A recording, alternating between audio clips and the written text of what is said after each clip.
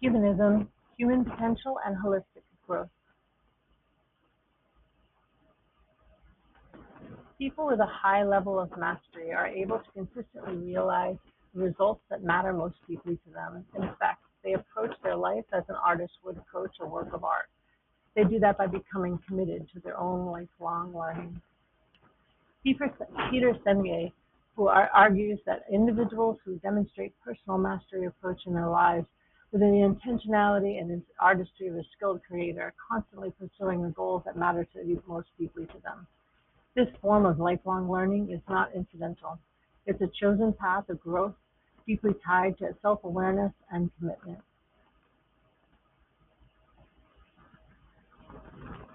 Carl Rogers said, "The only person who is educated is the one who has learned how to learn and change." And similarly, Carl Rogers emphasized that true education is not about rote knowledge, but about cultivating the ability to learn and change. These perspectives anchor humanistic learning theory, which places the individual's potential and drive for self-actualization at the heart of education. Humanism emerged in the 1960s as a direct response to behaviorism's reductionist view of learning. Behaviorist theories, such as those advanced by B.F. Skinner, framed learning as a process of conditioning based on external stimuli and reinforcement. In contrast, humanistic theorists like Carl Rogers and Abraham Maslow emphasized that learning is an internal, deeply personal process fueled by individual needs, self-direction, and the innate drive towards growth and self-actualization. Humanism became known as the third force in psychology, positioned alongside behaviorism and psychoanalysis because it refocused education to honor the learner as a whole person, valuing their emotional, cognitive, and personal development.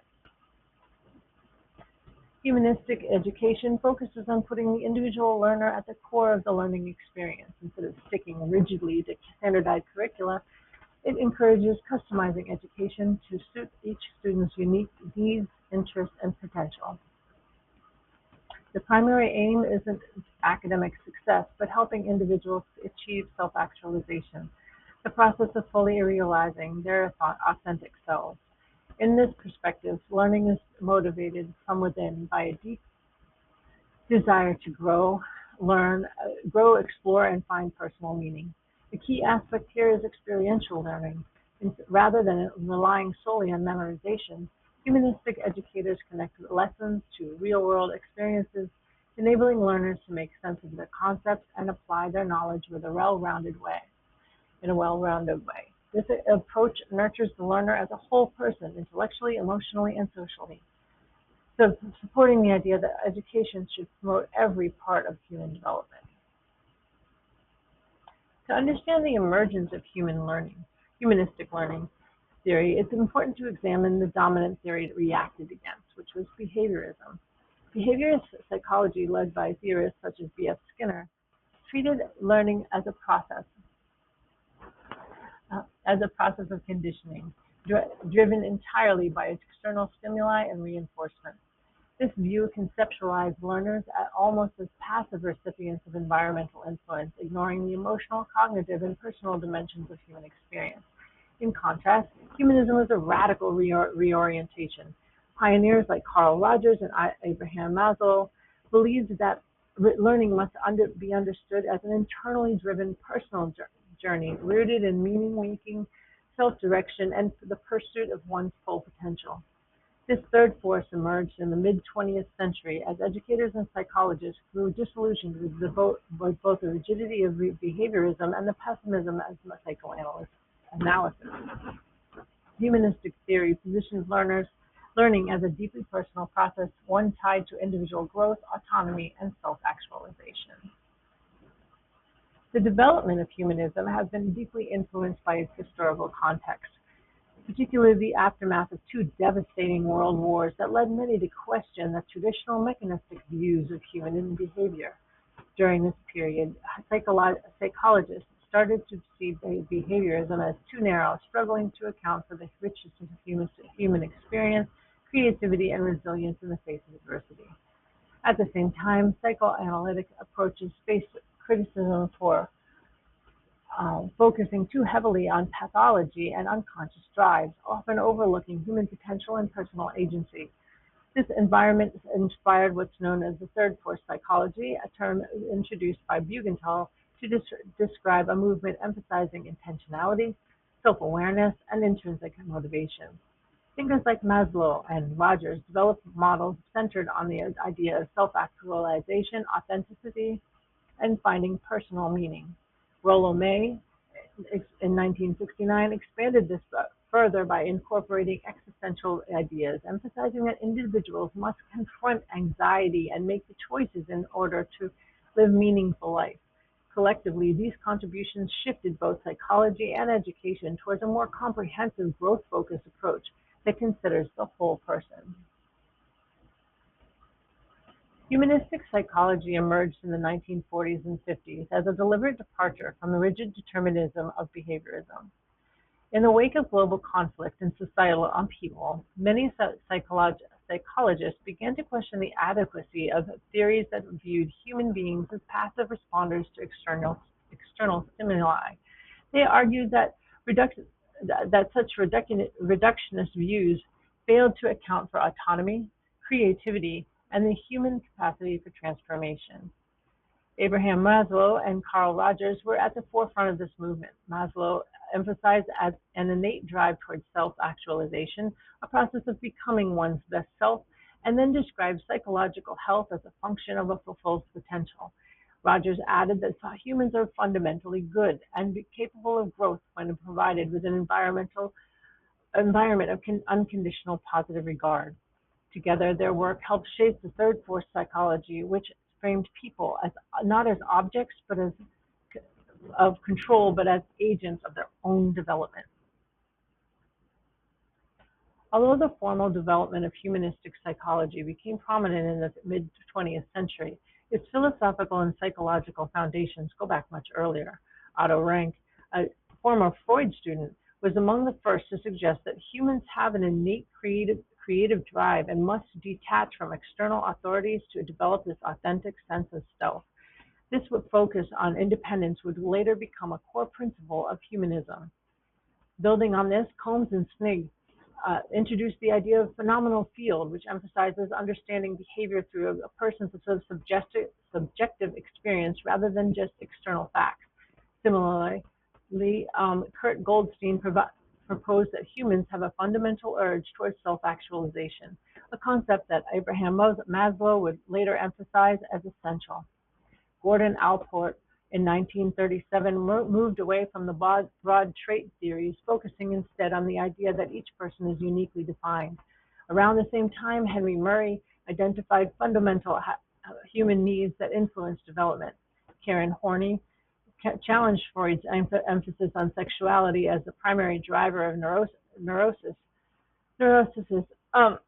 arguing instead that blockages in self-growth lead to mental health issues. And Alfred Adler pointed out the importance of the social interest and desire to overcome the feelings of inferiority as central to human motivation. Altogether, these early thinkers laid the philosophical foundation for the humanistic movement that would develop in later years. Combs and Snigg's phenomenal field theory was a cornerstone of the humanistic approach to learning. According to their model, all behavior is guided not by objective reality, but by how an individual perceives that reality. This phenomenal field of a person's total subjective experience shapes their responses, attitudes, and learning behaviors. This theory represented a major departure from behaviorism, which largely ignored internal states and instead focused on observable actions conditioned by environmental stimuli. In contrast, Combs and Snigg insisted that effective education and psychological understanding must begin by seeing the world as the learner does. This empathy-driven model reinforced humanistic belief in the learner-centered instruction and the importance of addressing personal meaning in education. Humanistic theory was not only developed through academic psychology, but also applied in innovative educational settings. One of the most influential examples was A.S. Neal's founding of Summerhill School in 1921. Neal believed that children thrive when they are free to make their own decisions, including whether or not to attend class. and his school operated on principles of self-regulation, emotional freedom, and democratic governance, where students created their own rules and engaged in decision-making processes. Neal's approach exemplified core humanistic values, particularly the belief that learning should stem from the learner's internal growth, drive for growth and meaning. Rather than imposing learning from the outside, Neal trusted the child's intrinsic motivation and innate capacity to learn when their emotional and psychological needs are met. His work foreshadowed later theories that emphasized the importance of treating learners as whole people with emotional, social, and cognitive dimensions. This slide introduces three key figures in humanistic psychology: Rollo May, Abraham Maslow, and Carl Rogers, each contributing unique perspectives to the field. Rollo May played an important role in blending existential philosophy with psychology. He emphasized the importance of seeking meaning in life and proposed that anxiety naturally arises from our freedom and choices. His work examined the balance between human potential and internal struggles, focusing on themes like love, will, and creativity. Abraham Maslow is famous for developing his hierarchy of needs, which suggests that motivation begins with basic physical needs and progresses towards self-actualization. This framework has influenced how we view personal growth, peak experiences, and motivation as central to psychological health and education. Carl Rogers, the founder of person-centered therapy, made important contributions to educational approaches through his principles outlined in Freedom to Learn. He emphasized the importance of student-centered classrooms built on unconditional positive regard, empathy, and learner autonomy, identifying 5 key elements of meaningful learning. Collectively, these thinkers helped shape a perspective of learning and development that emphasizes authenticity, self-direction, and comprehensive growth. Abraham Maslow's hierarchy of needs is still one of the most well-known models for understanding what drives human motivation and personal growth.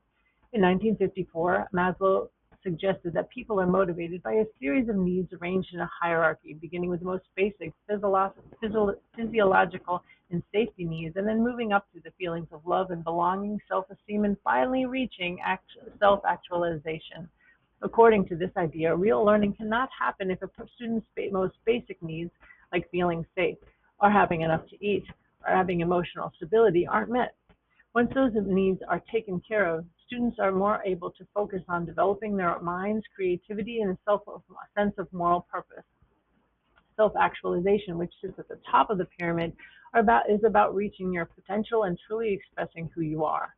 Maslow's model has helped reinforce a core belief in humanistic education, that teaching should focus on the whole person and create environments that support both emotional and psychological growth, just as much as academic success.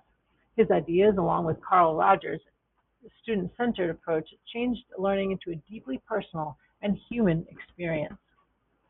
Carl Rogers believed that not all kinds of learning are equally meaningful. In his book, Freedom to Learn, he outlined 5 key traits of what he called important learning, the kind of learning that promotes genuine personal growth and lasting change. First, this type of learning involves the whole person, engaging both feelings and thinking. Second, it's driven by the learner's own motivation. Even when external input sparks the process, a person needs to feel internally compelled to understand and explore. Rogers' third point is that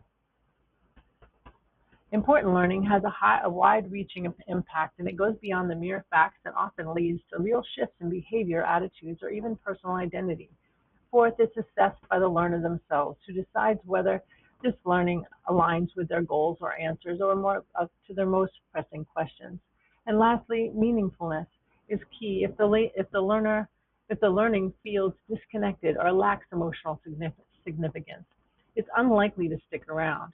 These ideas laid the foundation for experiential and student-centered approaches to education, emphasizing the importance of personal agency, authenticity, and emotional connection in the learning process. And these are the references.